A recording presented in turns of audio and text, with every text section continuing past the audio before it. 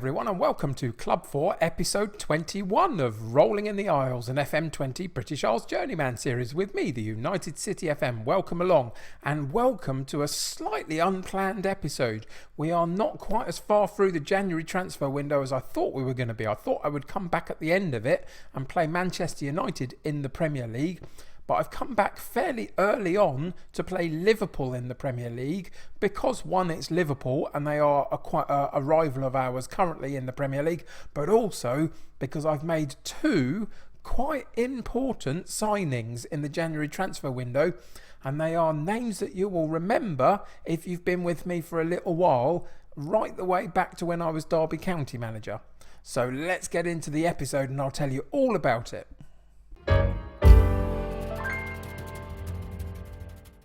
So as far as I can tell, there's nothing on this page that will give the game away as to who it is that we have re-signed in terms of going through this Rolling in the Isles series. One of them is a former Manchester City youngster that we had on loan for several seasons whilst at Derby County, and the other is a good young prospect that we bought and had for a few seasons before having to sell him on because he got too big for us at Derby County. And the two players that we've sold are Malt and Villegas, a central midfielder and a right-sided midfielder. So, have you guessed who we've brought back in yet? I'll give you a couple of seconds to try and figure it out. No? Maybe? Well done if you have. Let's go and check them out. So here we are, on the right-hand side, Villegas and Malt out of the club for a total of 105 million, and into the club come Claudio Roberto from PSG for 70 million and Manuel Neuer from Barcelona for 160 million. So before we go in and have a look at these two and reacquaint ourselves, let's go and talk about why we sold Villegas and Malt. So simply, Villegas was brilliant. Absolutely fantastic. Good young player. Everything that I needed him to be as a backup rotation option for that right-sided midfield berth. But the big problem came when I decided that it was time to change the formation that we're working in from our asymmetric formation with an attacking left-sided player and a more central, on the central midfield line, right-sided option, and that's why Villegas was in the club. But we've since moved it into the 4-2-3-1 and play an attacking right-sided player, and he didn't quite fill the brief as much as I wanted him to.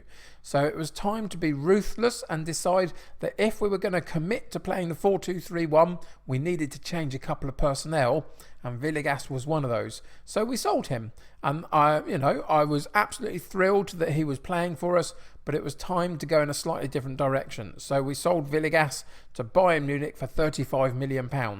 As a backup player on that right side, I don't think that was a bad fee particularly. So I think a reasonable deal. And then Lee Malt is an interesting one. So Barcelona were interested in poking and prodding, and so I had a look around to see what I could find if I decided to get rid of him, and stumbled back across Claudio Roberto, who, if you remember, we had for a couple of seasons for Derby County in the Premier League on loan from Man City before they eventually sold him on. So I found that he was I think he was at Manchester United on loan from PSG, so I knew that he was roughly available, and so I put in a bid for him to see what their response would be, and eventually we came to a mutual agreement of around 70 million, 30 up front and 40 in instalments, and so I knew I could replace Malt with a good enough player.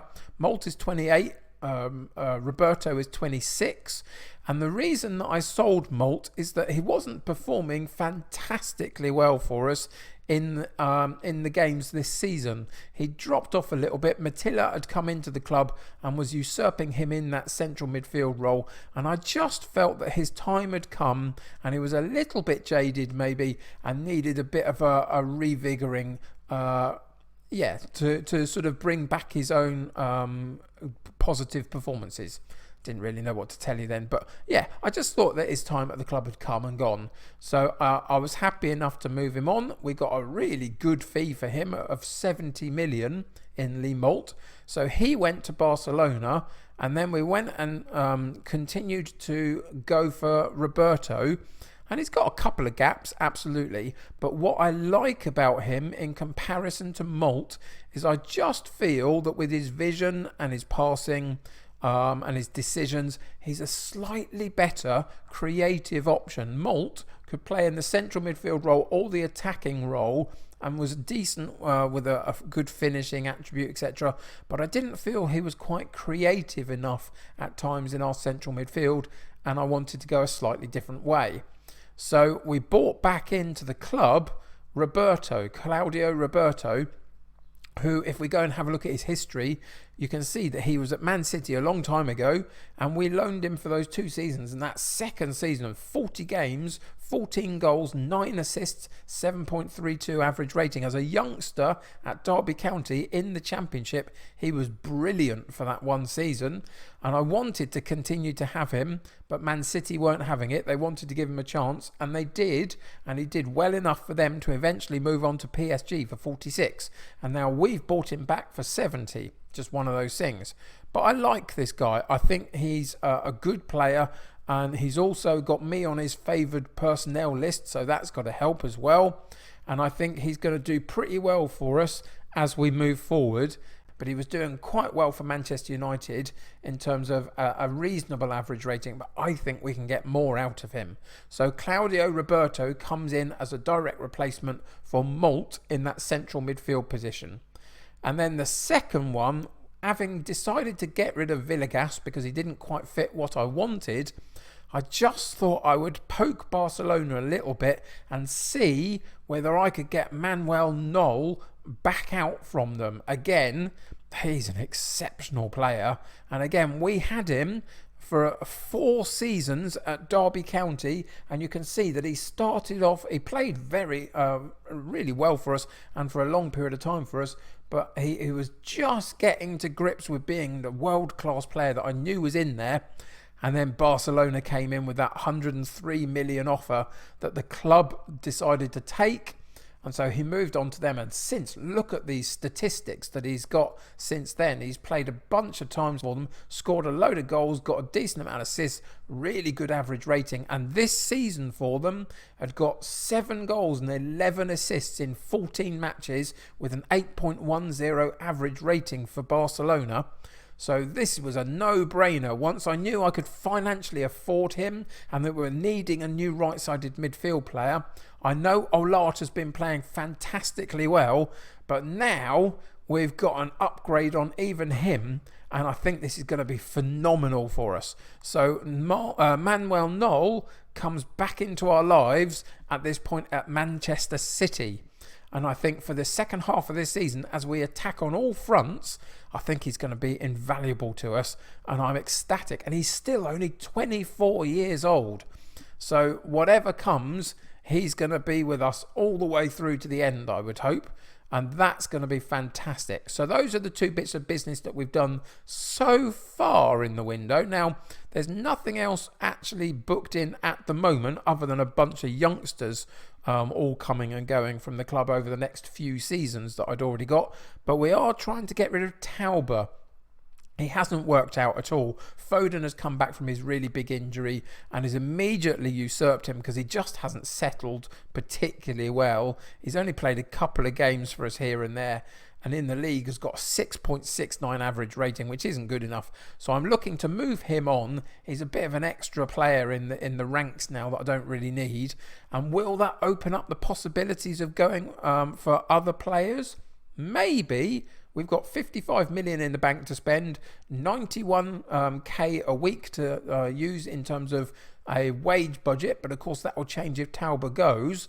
And then we'll just see if we can improve a couple of other positions, maybe. And there's 1 or 2 others that if the right bids come in, then I would let go from the club as well. So, having said all of that, we've got Liverpool in the Premier League today, which is going to be a fun game in itself. They've dropped off the pace quite considerably, and I haven't even mentioned yet the fact that we are sitting 6 points clear at the top of the table, which is fantastic. So let's see how we got to that position by checking out the recent results. So we haven't played too many games since you and I were together last for this double header against Arsenal and Liverpool, where we played Arsenal in the league and beat them, which was fantastic, and then absolutely annihilated Liverpool in the cup, in the quarter-final of the English League Cup. So that was fantastic as well. And since then we've gone on a great run of form. You can see that Gibbons has got a couple of goals recently. And Okuro as well has come in and has done very well for us. The youngster, the third choice striker, we've been giving him a little bit of a chance because remember Vasic and Gibbons were struggling a little bit and he's got 2 in 4 so far. So he's pushing his way in and around the matchday squad, which is great to see. But we've got a good run of form going, not so many goals. But then we came up against Leeds United and played a rotated side because I knew Liverpool was coming up in the league, and it was only the first leg of our English League Cup semi-final, and I honestly think come the second leg, if I put everybody out on that pitch, I don't think Leeds will be able to cope with us, and that's the plan. So 1-0 down, absolutely not great, but I think we can turn it around. Other than that though, some good form. But I now want to start us filling our boots a little bit more, a bit like we did against Liverpool. 1-0, 1-0, 2-1, 1-0. It's not quite good enough anymore. So we have made the change in terms of the tactics to go to the 4-2-3-1. So let's go and check that out. So this is what we have in store for Liverpool today. Now there's a couple of things to go through here. Firstly, we're currently still sitting in the vertical tiki-taka formation, not formation at all, it's style of play, but that can change over the next few weeks once we bed this formation in and see what the best way of playing it is. But just at the moment we're keeping the vertical tiki-taka. We're on a balanced mentality. I want to get to attacking at some point, but we are away from home at Liverpool today, and I just want to bed this formation in a little bit and take it a little bit easy before we open up the floodgates and get this familiarity slightly higher up. So we're only in balance today, but that will change. In possession, we've got standard and standard for our passing directness and tempo. Again, that can change. What I want to do is increase the tempo at some point and possibly reduce the directness of the passing. But that's for another day. I might even go standard on width for a while as well. We're going to run a defence. Eventually I want more expressive play. But again, we're just going to build this up nice and gently over the next few games that we play. In transition, we're not counter-pressing, but we are counter-attacking. We are distributing to the playmaker, and out of possession we've got a high defensive line and a high line of engagement for the attacking play as well, with standard pressing intensity. So that's what we're going to play at this point, but that is going to change over the next few weeks, especially when we're not playing one of our big rivals away from home as we are today. So that's the setup. In terms of personnel, the only player that's slightly under the weather in terms of his fitness is Olart. He's just coming back from an injury, so he doesn't get a place today, but he's coming back and will really challenge for that right-sided berth with Noel at some point. You can see that Noel makes his immediate debut, but Matilla has been playing pretty well for us over the last few weeks, so he maintains his position just for this match, and we'll bring Roberto off the bench at some point and just bed him in that way. Foden, 6.8, not quite where I want him to be. So far we've been playing McCann a bit more regularly recently, but today I want the big guns out as much as I can because we're away from home against Liverpool. So that's the setup, the style of play, the personnel. The only other one to tell you about is Vasic is still not scoring goals. He's got 1 in his last 5 games, which has not been good enough. And Okoro, who has been scoring goals a little bit, he's only got 1 in his last 3 games, but you can see that his average rating is strong and he's been playing a little bit recently and doing pretty well. So he maintains his place, and we've got Gibbons as another attacking option on the bench because Olart is not quite up to fitness just at the moment. So that's why we've made the decisions that we have in terms of the personnel for today's match. And all of that means away from home against Liverpool in the Premier League, we go with Romero in goal, Rivero and Romario in central defence, with Magnoni on right back, Cruz at left back, Camavinga, Matilla and Foden in central midfield, with Noel on the right, Ulysses on the left and Okoro up top, with a bench of Cork, Cooper, Victor, Roberto, Gibbons, Cesar and Vasic. So let's get into today's game and see what happens. So I've suggested to the team that the recent standings have Liverpool in 7th in the form guide and we're in 1st place on the form guide. So go out there and show them why that is and put on a good display. But we are away from home, and Liverpool, along with some very, very good England players that we've all known pretty well if you've followed my England career in the last few years of playing this save, they're very, very good players and can cause us problems if we're not at the races. But it's Matilla with a good early chance. The cross was blocked though, but Cruz picks it up, gets right the way to the byline, and then Liverpool very, very handily get it cleared out to this right-hand side and go early into Luca, bearing down on the keeper, and the keeper parries it, but they're back again and again. Is there an offside there for Luca? I think there was. Eventually it came to Luca and he was offside, and we can breathe a bit of a sigh of relief. From one end to the other very quickly. We almost got a couple of decent half chances ourselves, and then we lost the ball and they swept it down the other end of the pitch very quickly.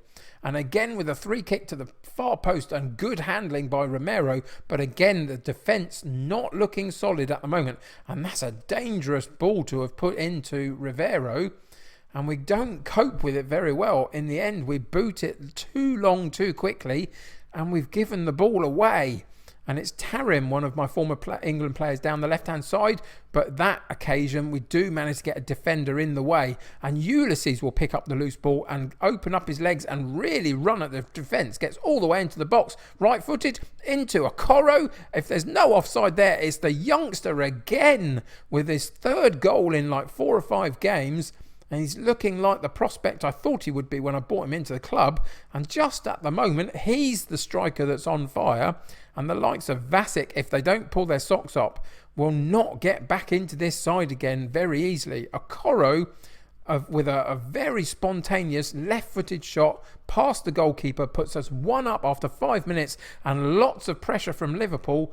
And so far, it's going about as well as you could expect. But here they come again down the left-hand side, and again they're beating their marker, and they found the space, but fortunately this time it's a weak shot. But they're putting us under so much pressure in the first 8 minutes of the game. But can we counter-attack on them again? Noel with the overlapping Magnoni, and he runs at his full-back, crosses it into Okoro, loses the ball, and Adley picks it up, and there's space there for him to run through right to our defensive line. And they've pushed us all the way back into our box again. Trent Alexander-Arnold to the far post. And there's the response. It's been coming, hasn't it? They've been putting us under so much pressure. And eventually it's Ivan who finds himself in the middle of the penalty box with space. And he puts the ball in the back of the net for 1-1 after 8 minutes. It's been a really chaotic start. Not one that we really wanted. We wanted to suppress the game, get an early goal, and then try and keep the ball away from them a little bit. And it's not really worked out that way at all. We've not had as many shots of them on goal or on target as they have at all. We're doing okay, but they're such a dangerous side, aren't they, Liverpool? And we are struggling when they get into our penalty box to know how to clear our lines properly. 35 minutes gone, though, and the game settles down. And Luca has picked up a bit of a knock for them, which is positive for us, really. But it's them with the ball at the back on a free kick, and they've taken their time to build up from the back. Can they make a loose pass, or can we get a foot in? But we don't. And Trent Alexander-Arnold runs completely unopposed all the way through to the box. And eventually we boot it clear. But again, the runs are not being cared for from midfield into our defensive area. And there's a good chance for them. And they don't quite manage to convert the second opportunity. Good hands by the goalkeeper, though, to get the ball out on that first shot. Or header, should I say, from the corner. And we go in at half-time 1-1, and it's a bit of a breathless first half, really. Look at the amount that they've had. 14 shots, 10 on target, 5 and 4 for us. They've not had as much possession as we have, but they've done much more with it and pushed us back at various points along the way. So we're going to go in calmly, say, what can we do? We can't say that they've been the better side. We're not happy with it. You've got the pressure on you, absolutely. Let's say they've been unlucky so far, and just see if we can boost this up a little bit. So passionately we're going to say I have faith in you, and do that for the other 2 team spots in the side as well, and just see if we can get them in a bit more of a motivated mindset. And we do look as though we've achieved that, so that's good. What are the average ratings looking like though? 6.4 for Foden, struggling. Knowles struggling at 6.6. Matilla and Camavinga struggling in central midfield. Magnolia right back struggling. Oh, this is not how it was supposed to go, folks. It's just not at all. This was supposed to be an amazingly upbeat episode, bringing in some world-class talent and getting a performance out of them. And we still can, possibly. But we've got to do it a darn sight better than we did in that first half. Now, a wayward goal kick from Liverpool finds Magnoni, and we get a chance to build up again. And can we make this one count early in the second half like we did in the first half and put Liverpool under a little bit more pressure? And we're playing a little bit of a dangerous game with them pressing us, but we've managed to work it to cruise down the left-hand side in the fullback position. He runs past the halfway line, then has to draw it back again, and we go over the top, but it wasn't a good ball at all, was it? And Liverpool come away with it and build up their own attack. But they've produced a loose ball, and Noel it was that got in on the act there and passes it off to Ulysses, crosses it into the box, but there was nobody quite there. And then we work a fantastic effort for Matilla on the edge of the box, and that is exactly why Roberto won't just walk into this side. He's got to work his way into this side, because Matilla has not only pushed Molt out of the team and the club, he's going to keep Roberto out of this starting lineup with shots like that. He's been brilliant for us so far this season. I just wanted some extra competition for him, and Molt wasn't doing it. So let's see whether Roberto can. But what a fabulous strike that is. And again, we put the onus on Liverpool to sort themselves out and find a way to come back at us. And of course they can. But has that just been the blow that we needed just to settle our nerves a little bit? Now we're playing a dangerous game again on that left-hand side. They're getting the challenges in, but we're not quite losing the possession at this point. We've had to go all the way back to Romero in goal to keep it. But that's okay, as long as we don't make any silly decisions in terms of where to pass the ball. Magnoni gets a real open space ahead of him and runs into it with no problems. Puts it off to Noel, gets in the box right-footed, doesn't quite get the shot right. And we'll have to work on his best position in terms of, not his position, his role maybe, to get the best out of him. But Ulysses picks up the ball down the left-hand side into the box to Matilla again, and the goalkeeper smothers the shot and puts it out for a corner kick. But he's really dangerous today, Matilla, isn't he? Getting in some good attacking positions in advance of Foden, who you would expect to be there a little bit more, who's been a little bit quiet. Noel on the corner kick, but eventually it leads to nothing. 62 minutes gone. You'd imagine that, yeah, Liverpool are starting to make some changes themselves. We will be thinking about it in a second. Noel gets the ball taken away from him, Tarim back to the goalkeeper, and they get to build up something from the back. Can we put the pressure on them and win the ball back?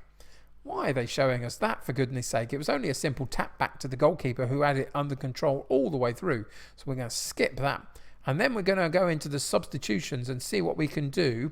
We've got lots of positivity going on, but not quite the average ratings that I'm looking for. So Noel comes out on his debut and Gibbons goes in. We've got a yellow card to Camavinga, so Victor goes in. He's more of a ball-winning midfielder, so hopefully he'll add some steel for the last few minutes of the game. We've got nerves at the back, okay. But we've also got Foden that's not quite at the races today. I think what we're going to do... Tricky. I think we're going to take the nerves out and we're going to put Cork back there and play him for the last 20 minutes and just see if we can suppress any issues that we were causing ourselves in our defensive unit. And then we're going to go into the shouts, not into that one. I always press that button. Drives me nuts when this drop down menu covers the shout button. But we'll go in there and just say demand more. And just see if we can find a way for the last 10 minutes of the game to suppress Liverpool and push at them a little bit to keep the ball away from them. I think the balanced approach has worked pretty well today against a really top opponent. We will be more attacking in the coming days and weeks as we get more used to playing in this formation. But today I think it was the right call. Magnoli down the right hand side, here's Gibbons playing in his natural position really. He plays striker for me, but he's a more naturally wide right sided player as well, so he can cover a few places for us. And there was a chance both on the left hand side and the right hand side to have a dig at goal, and neither quite managed the quality that we would need, but we came away with a corner kick after 89 minutes. So can we get one last attempt at goal? The ball goes back post and the goalkeeper comes out unopposed and claims it very comfortably, and it was a bit of a waste really. We should have put it in a more dangerous area than that, but again we come away with the points. If you remember at the beginning of this season, Liverpool beat us twice early on, and since then we've taken them out of the League Cup and we've taken them out of the Premier League title race today. I would imagine we're going to come out of there and just praise the players, passionately say a very nice victory, well done. And let's go and see in the analysis page how we managed to do it. So on the first of the analysis pages, what we notice is that we worked very well down the right hand side. Knoll and Magnoli on the overlap did a great job for us down there. We had the bulk of possession in midfield, but fortunately, we had more attacking play than we needed to have defensively. So that's good. That means that we were doing something with the ball at least, which is positive. Or is it the other way around? Actually, I can't tell which way around that's supposed to be. Anyway, it doesn't matter. We did okay in terms of possession. We had more of the ball and we worked very nicely down the right-hand side, but still had threats in central and left as well. Matilla played fantastically well in that second half, didn't he, from the central midfield role. Foden not quite so much, but that's okay. But look at this spread for Liverpool. Their heat map shows that they tried to work it both down both sides of the pitch, but didn't have as much of the ball. But what they had was a huge amount of attempts and causing us problems, much more than we did to them. Now, if we're going to have a look at the off-target, hit the woodwork, saved and blocked shots, look at the spread for Liverpool compared to us. Now, we had a few, absolutely, but they had many more than us. They were more dominant in that sort of part of the pitch than we were. Once they had the chances, they made us work to keep the ball out, and the goalkeeper played pretty well, and there were some blocked shots by some defenders as well. So if we clear those out the way and go into the passing, and we'll do the same sort of thing. Now, obviously the one assist is there for us. We won't look at passes complete because what can you make out of that really? But it's these ones that we're looking for. Things like interceptions. They did a lot of good work in their defensive area. We didn't get our shots away as much as we should have, but we did the same to them a little bit, so that's positive. Out of play, we put it out more than they did, I think, but maybe it's even, but still relatively so. We cleared our lines okay here, but occasionally we put it out in some weird positions as well. The key passes. This is interesting. I think that they've got more of these again, but they didn't make it count. We managed to get blocks on the shots and the goalkeeper was in the right spot. And eventually we came away with the points, obviously. Chances created, though, 2 for us that were key chances. And what's that? 4, 5 for them? So again, they were dominant in that setup as well, but didn't have the way to make the chances pay for them today. And that's, I think, where we won the game. To be honest, I think we had more of the possession, but they had more of the actual chances and they created more than we did, and they didn't take them. So let's clear Liverpool's out of the way here. A good spread across the goal, which is positive. Some that went wide of the goal. Ulysses was a main culprit here. There's one over here and one over the top for him. And then we've also got Foden. Didn't have a good game today. He's been out of the side a little bit recently because McCann has been playing. Maybe I should have played McCann, but I just felt the experience of Foden would do a better job for us in this particular match. And ultimately, we won the game, so I guess it kind of worked that way. But that's going to basically do it. I think it was a decent performance overall, away from home. Anytime you take the points from a direct rival, it's got to be good. But I think we've got some work to do in terms of making this formation and style of play work best for us, and that's what we'll continue to do over the next few games. So let's go and check out what we're going to come back for next episode. So back into the schedule, and of course what we're coming back for is the Manchester derby. That's the game we're going to play at the end of January, and I'll be able to update you on any more movement. Is Vasic going to leave? I don't know, but he hasn't impressed me for quite a while, and Okoro's come in and got a few goals recently, so maybe, just maybe, we look to do something there. Possibly. Who knows? Join me for the next episode and find out. In between time, we've got some Premier League matches against Birmingham and old side Derby County. We then got 2 cup games, Liverpool in the FA Cup and Leeds in that second semi-final of the League Cup before we come back for United. So I'll catch you up on all of that next episode, and we'll see whether we can get one up on Manchester United in the derby. But that's going to do it for today. A good win in the end. Some challenging moments, though, against a really hard Liverpool side. But what it has done, of course, is left us really well placed at the top of the league. We've opened up a bit of a gap. A couple of games in hand over us for others. So we'll see what they do with that. But so far, the Premier League is going brilliantly well. We've got Lyon coming up in the Champions League. We were runners-up in the Super Cup, unfortunately, to Liverpool early on in the season. We've got them again in the FA Cup, and we've got Leeds in the English League Cup. So there's lots going on and a lot more to do for this season. Can we get to that Champions League final this season and end this particular series? We'll have to wait and see. But for next episode, it's Manchester United in the Premier League. So I hope you'll join me for that. Until then, though, subscribe to the channel if you haven't already and join my United City community. The more the merrier. If you haven't clicked that like button for us, come on. We beat Liverpool, our arch rivals, who are the Premier League champions from last season. If that's not worth a like to you, I don't know what will be. So click that like button for me. Helps it get seen by lots of other people. Until next time, though, take care of yourselves. I'll see you very soon. Bye for now.